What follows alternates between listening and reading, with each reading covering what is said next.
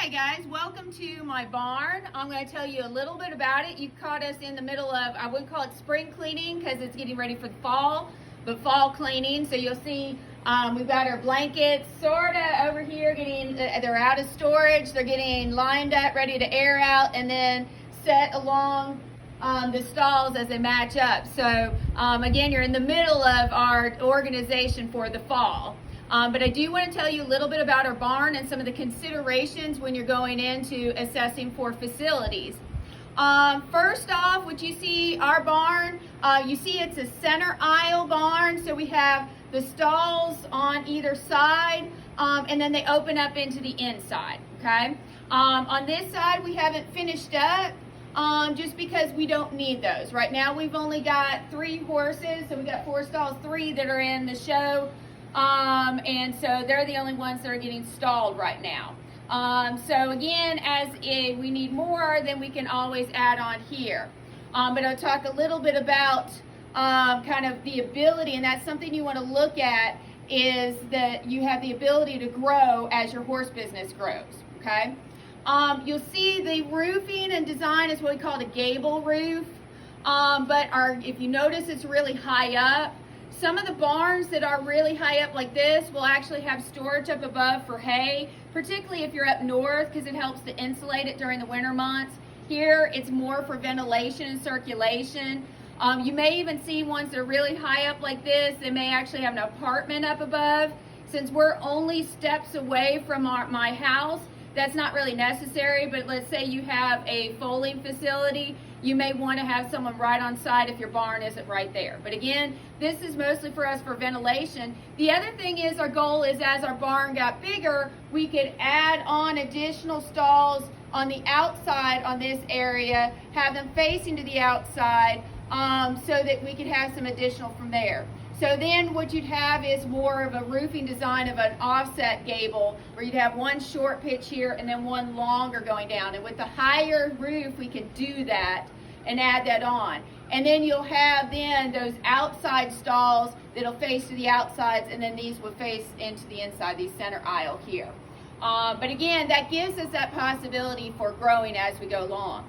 You'll see we have a dirt flooring, and again, this was actually prepped way in advance of when we actually built the facility. We could do a dirt flooring because we have kind of a clay mixture, so it packs really well, and it kind of serves almost like a concrete. But even then, you can see over time it has kind of worn down. And so again, if you don't really have a really kind of strong foundation, you'll end up having to pack this over and over. But this has been like this for several years.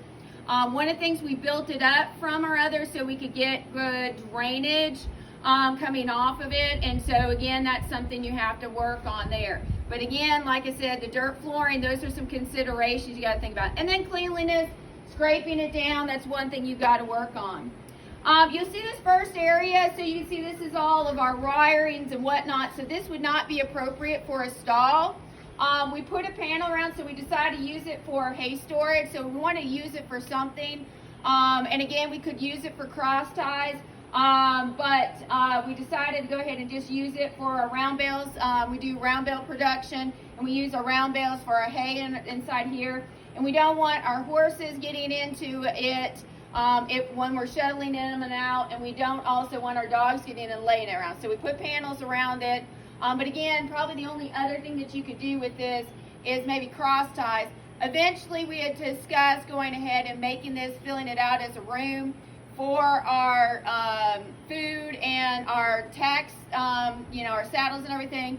But right now, we are just steps away from my husband's shop that is fully insulated. It's got a concrete floor and whatnot. So it's a little more ideal, and it's closed in. It's a little more ideal to keep rodents and insects away, and also good circulation and ventilation. It's got big fans in there and whatnot, so that the saddles, again, don't get too dry. They don't get too hot, moist from humidity, and so they don't end up molding. So again, that's something we decided that really honestly, what are we going to do with this spot? Really right now, for our food and tack and everything, it's better in a more enclosed and more ventilated facility that works better for what we've got to control for rodents and stuff. We do have another stall here that we're not using, so we did make that into our squale bales. We closed it up just enough so that this can actually be used. It's closed up fairly securely for a stud stall. So if you have a stallion, you want to keep it separate from everything else. So that's originally what we designed it for, but we don't have a stallion on facilities.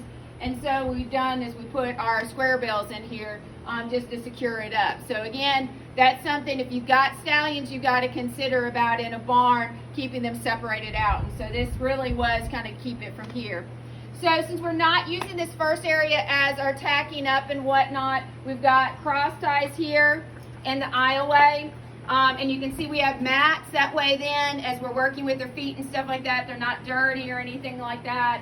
We also have racks for our for our saddles, and we've got our equipment and stuff, little cubbies for that. So again, that's something, so we can be functional as we're bringing a horse out. We can go ahead and work them in here. So that's, again, since we didn't use it.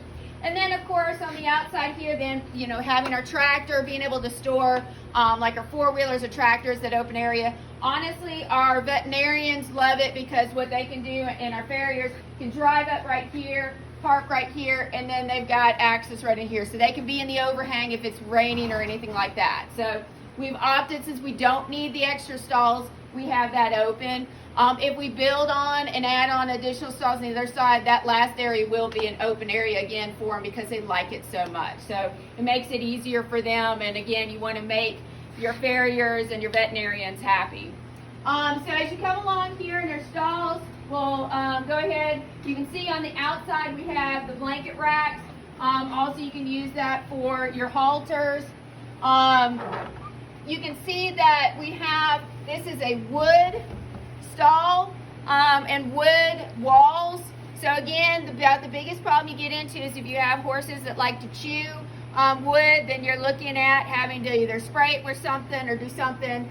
We don't have that problem, so it really wasn't a consideration for us. Even if you do like metal walls and whatnot, you've got to have the wood coming up because, again, they try to kick through the metal. That can end up causing serious damage with their legs. So those are things that you want to consider here. Again, then we have a metal ceilings up above. Not really insulated, but again, here in Mississippi, that's not a huge issue. It's inexpensive, it's easy to put up. And again, it's up high, so it allows for a lot of ventilation because it's really hot here. We also have multiple fans across here. We even have them above. Ceiling fans along with additional stall fans there, and that's just to help, again, for as much circulation as possible. We'll go in and look at the stall. We're getting ready to put our horse out, so while he's doing that, we'll go ahead and talk about the stall. So again, we use just dirt flooring underneath. One of the things as mentioned before, this has a clay mixture. It actually can get, the clay can actually get packed down and slick if you're not careful. So we put a sand topping over it. Probably the only unfortunate thing about putting the sand topping, and I'll show you really quickly, when she's wallering down in it, get some red if you got palominos. So there's a little bit of art that you can get. In our area, our sand actually has a little red tone, and our clay has a little bit of a red tone in it. And so that's one of the problems you get into is the red. If you can get some nice like beach sand, some light, some sand that actually is more the light sand tan color, it's not as much of a problem. But the sand that we brought in to kind of put over the top of this actually had more of a red tone. So it just made that clay that has a little bit of red in it even worse for our horses. On top of that, we have shavings that we put in here. Shavings are probably, you can get some people use like newspapers, newspaper clippings. You'll use like peat moss, other things like that, even just pure sand. But the shavings is something that's real easy, accessible for us. We have a lot of timber production here, so we get easy access to and real inexpensive shavings. So we have it in there, but it does mean labor intensive cleaning everything up. Probably the biggest problem with dirt, so if you don't put concrete or brick or grow grave, is over time we got like little holes where they kind of dug through in the feed here. So that's something you've got to watch out for. So let's talk about the feeders and some other things that you'll look at. So here's a feeder. This is a plastic feeder. And so you can easily pull it in and out so we can clean it. We also we've got small salt blocks we put in this feeder, so it's big enough for that. But you can also hang them, so we've got some hangers that you can use too. But our one mare here, if it's not directly in here, she won't even mess with it, so we put it in here. But again, that's something, what we'll find a lot of times when you put these salt blocks in, you leave them in, you may get a little bit of moisture, and with pelleted feed, you've got to clean it out, so these can easily pop in and out from there. We have our hangers here for our water buckets, and so we can easily pull them out, dump them, and clean them, put it back in. You notice we have two. You've got to have plenty of water, especially in the heat in Mississippi. And it makes it easy to clean those suckers out. So that's another thing that, again, you want to look for. I'm not a big fan of automatic waterers, just because of the pure fact that they may bust, especially during the winter months. In fact, if you saw as you come in, we got a hose drag across here. Our water supply is right on the outside of the barn. I've had it where it's in the inside, and that's something, again, it may bust. So you do want to watch out for that. We'll back Val up just a little bit to show you the hay. So you can see the hay feeders here. It's on a net.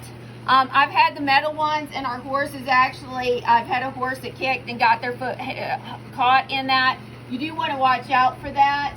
So these, you'll have to replace them over time, but that's a good thing it's up above. The only thing that's metal is here, the secure, but again, you're not throwing the hay on the ground, and again, you're not worried about, they can easily bust them if they happen to kick up there. Same thing, you got it up high, so in case it's not in their way or anything like that. So that's another thing to look at. We'll go ahead and bring our horses out and talk a little bit about fencing, and then just location too on top of it. So again, some of the things you'll think about, we've got our arena right out here. Nice thing is usually, like if we're bringing them in to feed them, we can go ahead and just right from here, we've got a shuttle system where we can close off gates and run them in and out. And it just makes for convenience sake. We use our arena also as a turnout. Again, we used to have stallions here, so it was nice to have the arena. We could turn them out just in the arena for a little while and then bring them up. So again, that's something to consider, is the layout of your pastures. Fencing wise, so I had high tensile wire that just went across. I had a horse kick through it and ended up gashing pretty bad, so they're very significant.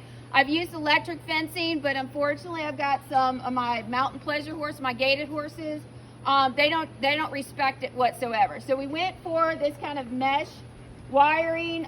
You hear it called welded wire. This is Red Brand welded wire. Probably the negative part about it is, without barbed wire across the top of it or electric fence across the top, they'll lean over and hang on it, and that's a problem. Never use barbed wire anywhere below this, because again, this could tear them up. Here they're just hanging over, and they bump it with their neck, but that's about it. But I definitely would restrict use of barbed wire anything past this, okay? Again, this is probably about the only place that I would see safety-wise that you can use it for there. Biggest problem is horses, like if you've got some, they see the grass is greener on the other side, they may try to climb up, and they may get a shoe caught. That's one of our biggest problems here. So if you do have problems with them kind of messing with this bottom end, you can put not the barbed wire, but electric wire around the bottom. But that's probably about the negative part of this. I've literally had horses use it as a ladder climbing up. But other than maybe getting a shoe caught in it, I haven't had any of the lacerations, so that's something ideal. You saw the panels. Now you notice this can bend a lot easier. The panels that were around our round bale in the barn, those are a little heavier duty. Sometimes you'll hear them called like cattle panels. They're actually fairly ideal, but they are expensive. Okay, so you can put them around there, and they're a little bit sturdier. They still, if you notice when we walked in, it was kind of a little bit warped. I had one horse, not this one, hi Paris, that leaned into it enough that it's already warped it a little bit. So it still it's not perfect. You do have to kind of watch, but it's not as necessity to have this either electric fencing across the top or the wire. But again, those are things you want to kind of consider. Last thing is you could always go for just actual panels. So we have this here. We actually use these panels if we need it. If we have to have an extra stall, we'll actually set it up in here and just put panels. They're great for temporary and for small spaces, but again, you don't have to have the barbed wire or anything like that. But it is something you do.